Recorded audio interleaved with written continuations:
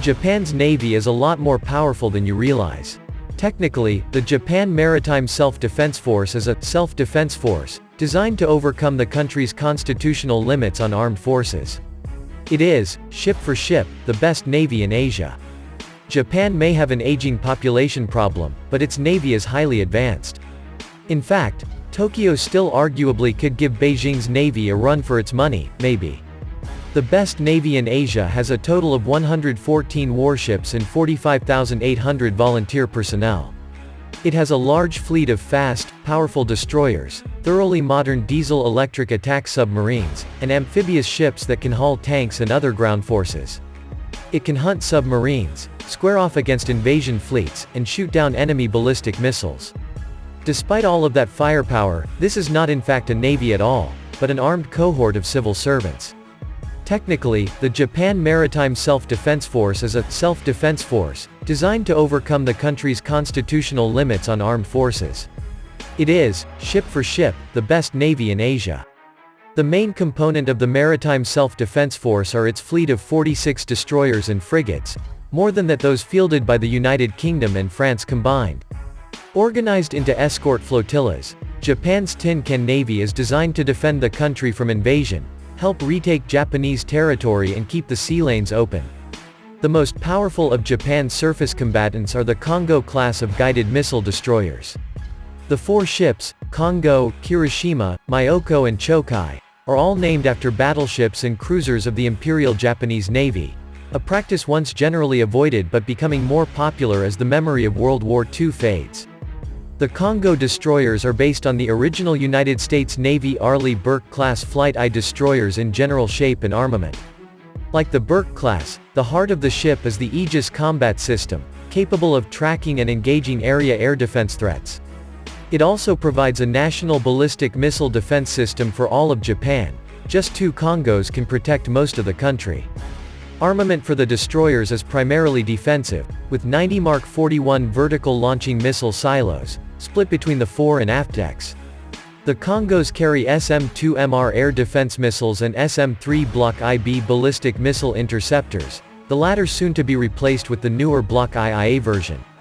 The destroyers also carry one 5-inch main gun, 8 Harpoon anti-ship missiles, 6 anti-submarine torpedo tubes and 2 20mm phalanx close-in weapon systems.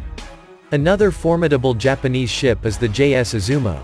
At 27,000 tons fully loaded and more than 800 feet long, Izumo has a full-length flight deck, an island for controlling flight operations, aircraft elevators and a hangar that spans the length of the ship. While that sounds like a traditional aircraft carrier, Japan insists the ship is actually a helicopter destroyer. Izumo can't carry fixed-wing fighter jets, but it can carry up to 14 helicopters. These helicopters and their missions can vary, from anti-submarine warfare to minesweeping to helicopter airmobile assault. This makes the Izumo a flexible platform capable of taking on a variety of tasks. A second ship of the class, Kaga, is currently under construction. Japan's submarine force is another major component of the Maritime Self-Defense Force. Japan is building up to a force of 22 submarines to provide great numbers against a growing Chinese navy. The fleet will consist of 2 classes of submarines, the older Oyashio class, and the newer, deadlier Soryu class. At 4,100 tons submerged, the Soryu submarines are Japan's largest submarines since the I-400 class of World War II. The subs are equipped with Stirling air-independent propulsion systems, capable of powering the submarine silently underwater for up to 2 weeks, and can make 13 knots surfaced and 20 knots submerged. The Soryus are equipped with 6 533mm bow-mounted torpedo tubes, with a mix of 20 Type 89 heavyweight homing torpedoes and American-made sub-Harpoon missiles. They can also lay mines to block the many straits an invasion force would attempt to force. Finally, Japan has 3 Osumi-class tank landing ships. The ships resemble small aircraft carriers, with a 130-meter-long flight deck stretching the length of the ship. That's where the resemblance ends, however, as the Osumi ships lack aircraft elevators and a hangar. The ships were designed to rapidly move ground self-defense force tanks between the main islands of Japan, reinforcing any of them against invasion. The Osumis can carry up to 1,400 tons of cargo, 14 Type 10 or Type 90 tanks, and up to 1,000 ground troops. They are equipped with well decks and American-designed landing craft air cushion hovercraft, allowing them to float out heavy equipment and send them to shore. This capability is especially useful in light of Japan's new dynamic defense strategy, which calls for amphibious forces capable of taking back islands seized by a hypothetical enemy. One final reason why Japan's Navy is the best in Asia: on March 11, 2011, a magnitude 9.0 earthquake struck off the coast of northern Japan.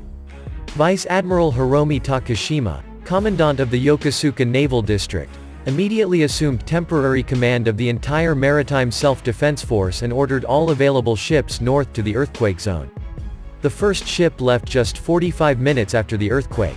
Another 17 ships packed with relief supplies departed within 18 hours, some with only partially recalled crews. This ability to rapidly sortie the fleet with virtually no notice was perhaps the true test of the Maritime Self-Defense Force's professionalism and efficiency.